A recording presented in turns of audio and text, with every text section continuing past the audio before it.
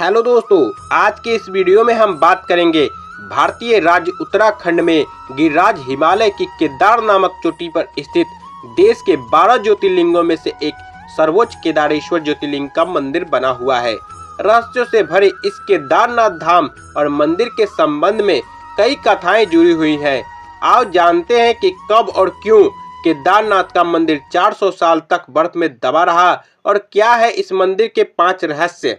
चलिए वीडियो को शुरू करते हैं और जानते हैं केदारनाथ के 5 रहस्य।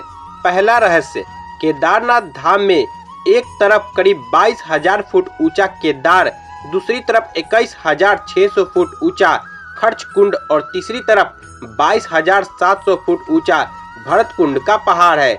न सिर्फ 3 पहाड़ बल्कि 5 नदियों का संगम भी है। यहाँ मंदाकिनी, मधुगंगा, क्षीरगंगा, सरस्वती और सरवन गौरी है। इन नदियों में अलकनंदा की सहायक मंदाकिनी आज भी मौजूद है। इसी के किनारे है केदारेश्वर धाम। यहाँ सर्दियों में भारी बर्फ और बारिश में जबरदस्त पानी रहता है। दूसरा रहस्य, यह मंदिर कटवा पत्थरों के भूरे रंग के विशाल और मजबूत शिलाखंडों को जोड़कर बनाया गया है। 6 फुट ऊंचे चबूतरे पर खड़े 85 फुट ऊंचे, 187 फुट लंबे और 80 फुट चौड़े मंदिर की दीवारें 12 फुट मोटी है। यह आश्चर्य ही है कि इतने भारी पत्थरों को इतनी ऊंचाई पर लाकर वो तराशकार कैसे मंदिर की शक्ल दी गई होगी। खासकर यह विशालकाय छत कैसे खंभों पर रखी गई। पत्थरों को एक दूसरे से जोड़ने के लिए इंटरलॉकिंग तकनीक का इस्तेमाल किया गया है। तीसरा रहस्य, यह मंदिर मौजूदा मंदिर के पीछे सर्वप्रथम पांडवों ने बनवाया था, लेकिन वक्त के थपेड़ों की मार के चलते यह मंदिर लुप्त हो गया। तब इस मंदिर का निर्माण 508 ईसा पूर्व जन्मे और 476 ईसा पूर्व देह त्याग गए आदि शंकराचार्य ने करवाया था। इस मंदिर के पीछे ही उनकी समाधि है। इसका गर्भगृह अपेक्षाकृत प्राचीन है, जिसे 80वीं शताब्दी के लगभग को माना जाता है।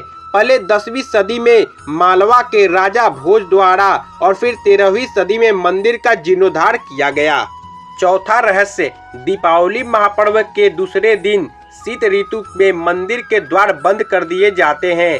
6 माह तक मंदिर के अंदर दीपक जलता रहता है। पुरोहित ससमान पट बंद कर भगवान के विग्रह एवं दंडी को 6 माह तक पहाड़ों के नीचे ऊखी मठ में ले जाते हैं। 6 माह बाद मई माह में केदारनाथ के कपाट खुलते हैं। तब उत्तराखंड की यात्रा आरंभ होती है। 6 माह मंदिर और उसके आसपास कोई नहीं रहता, लेकिन आश्चर्य की बात की 6 माह तक दीपक भी जलता रहता है और निरंतर पूजा भी होती रहती है। कपाट खुलने के बाद यह भी आश्चर्य का विषय है कि वैसी साफ सफाई मिलती है जैसी कि पहले थी। 5वां रहस्य, 16 जून 2013 की रात प्रकृति ने कहर बरपाया था।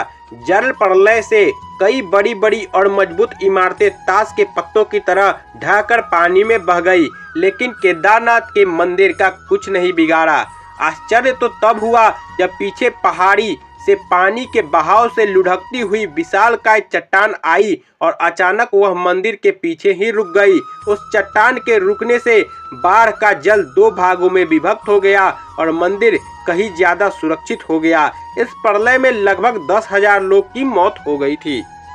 दोस्तों, अब जानते हैं कि कैसे 400 साल तक कैसे बर्फ में दबा रहा केदारनाथ का मंदिर, और जब बर्फ से बाहर निकला तो पूर्णतः सुरक्षित कैसे था।